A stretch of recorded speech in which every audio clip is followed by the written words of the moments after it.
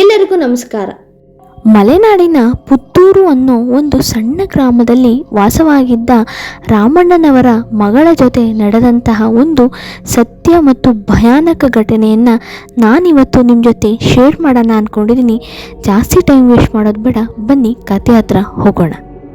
ರಾತ್ರಿ ಹೊತ್ತು ಆ ಕಾಡಿನ ರಸ್ತೆಯಲ್ಲಿ ಸಂಚಾರ ಮಾಡೋರಿಗೆ ಒಂದು ಹೆಣ್ಣಿನ ಆತ್ಮ ಅವರ ಹೆಸರು ಕೂಗೋ ಥರ ಶಬ್ದ ಕೇಳಿಸಿದೆಯಂತೆ.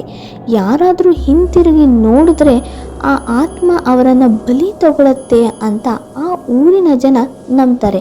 ಹಾಗಾಗಿ ಇವತ್ತಿಗೂ ಆ ಊರಿನಲ್ಲಿ ಯಾರು ರಾತ್ರಿ 10 ಗಂಟೆ ಮೇಲೆ ಸಂಚಾರ ಮಾಡೋದೇ ಇಲ್ಲ.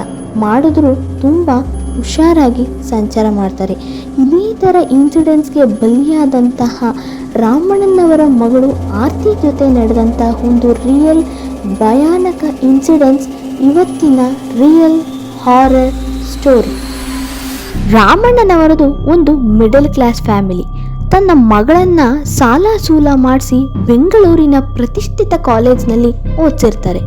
ಆರ್ತಿನೂ ಅಷ್ಟೇ ತನ್ನ ತಂದೆಯ ಮಾತಿಗೆ ಬೆಲೆ ಕೊಟ್ಟು ತುಂಬ ಚೆನ್ನಾಗಿ ಓದಿ ಬೆಂಗಳೂರಿನ ಪ್ರತಿಷ್ಠಿತ ಕಂಪನಿಯಲ್ಲಿ ಕೆಲಸನೂ ಕೂಡ ಗಿಟ್ಟಿಸ್ಕೊತಾಳೆ.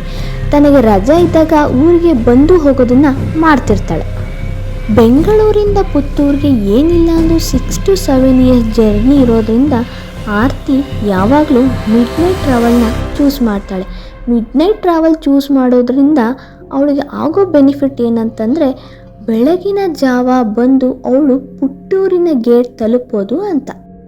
ಹೀಗೆ ಒಂದು ದಿವಸ ರಾಮಣ್ಣನವರು ಬೆಳಗ್ಗೆನೆ ಕಾಲ್ ಮಾಡಿ ಜಮೀನಿನ ವಿಚಾರವಾಗಿ ಅರ್ಜೆಂಟಾಗಿ ಊರಿಗೆ ಬಾ ಅಂತ ಕಾಲ್ ಮಾಡ್ತಾಳೆ.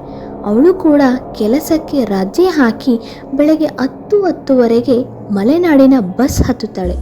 ಅವಳು ಪುತ್ತೂರಿನ ಗೇಟ್ ಬಂದು ತಲುಪೋ ಅಷ್ಟರಲ್ಲಿ ಮಧ್ಯರಾತ್ರಿ 12:15 ಆಗಿರುತ್ತೆ.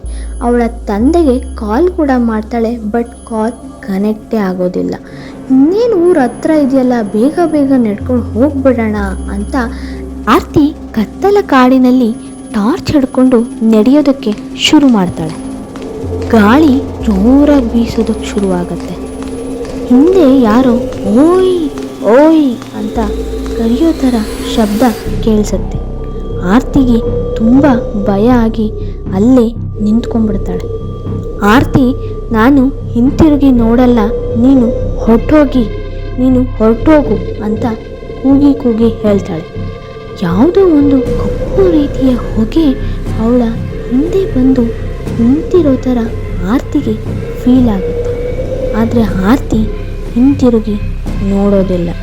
ಆರ್ತಿ ಹೇಗೋ ಧೈರ್ಯ ಮಾಡಿ ಮುಂದೋಗೋ ಪ್ರಯತ್ನ ಮಾಡ್ತಾಳೆ.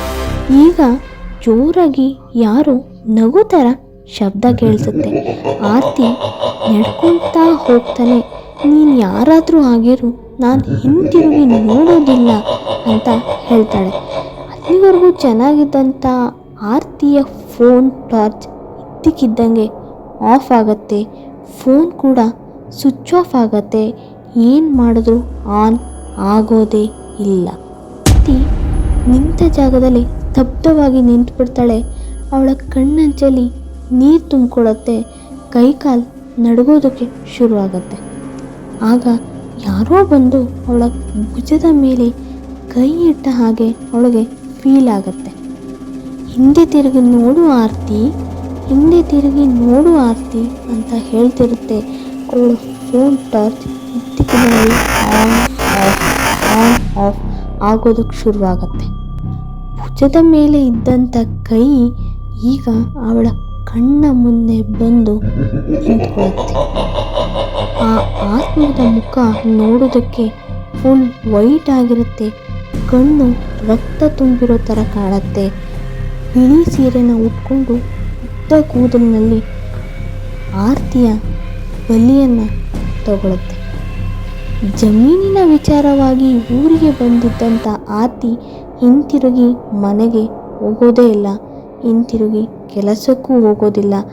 ಆರ್ತಿ ಏನಾದ್ಲು ಎಲ್ಲೋದ್ಲು ಅಂತ ಇವತ್ತಿಗೂ ಯಾರಿಗೂ ಸಹ ಗೊತ್ತಿಲ್ಲ.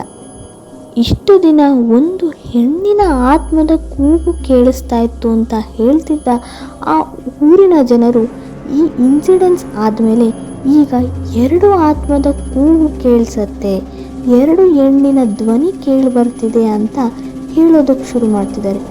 ನಿಮಗೆ ಈ ಕತೆ ಎಷ್ಟು ನಿಜ ಅನ್ನಿಸ್ತು, ಎಷ್ಟು ಸುಳ್ಳು ಅನ್ನಿಸ್ತು ಅಂತ ನನ್ನ ಕಮೆಂಟ್ ಬಾಕ್ಸಲ್ಲಿ ತಿಳಿಸಿ. ನಿಮಗೆ ಈ ವಿಡಿಯೋ ಇಷ್ಟ ಆಗಿದರೆ ನನ್ನ ಪೇಜ್ನ ಸಬ್ಸ್ಕ್ರೈಬ್ ಮಾಡ್ಕೊಳ್ಳಿ. ಇದೇ ಥರ ವಿಡಿಯೋಗಳಿಗಾಗಿ ನನ್ನ ಪೇಜ್ನ ಫಾಲೋ ಮಾಡಿ, ಸಪೋರ್ಟ್ ಮಾಡಿ ಅಂತ ಹೇಳ್ತಾ ಮುಂದಿನ ವಿಡಿಯೋದಲ್ಲಿ ಸಿಗೋಣ. ಸೈನಿಂಗ್ ಆಫ್, ಕನ್ನಡತಿ ಸುಚಿತ್ರ. ನಿಮ್ಗೆ ಯಾರಿಗಾದ್ರೂ ರಿಯಲ್ ಲೈಫಲ್ಲಿ ಹಾರರ್ ಎಕ್ಸ್ಪೀರಿಯೆನ್ಸ್ ಆಗಿದ್ರೆ ಡಿಸ್ಕ್ರಿಪ್ಷನಲ್ಲಿ ನನ್ನ ಇನ್ಸ್ಟಾಗ್ರಾಮ್ ಲಿಂಕ್ ಹಾಕಿರ್ತೀನಿ, ಅಲ್ಲಿ ಬಂದು ನಿಮ್ಮ ಎಕ್ಸ್ಪೀರಿಯೆನ್ಸ್ನ ಶೇರ್ ಮಾಡ್ಕೊಬೋದು. ಮುಂದಿನ ವಿಡಿಯೋಗಳಲ್ಲಿ ಅದನ್ನು ಕೂಡ ನಾನು ವಿಡಿಯೋ ಮಾಡಿ ಶೇರ್ ಮಾಡ್ತೀನಿ.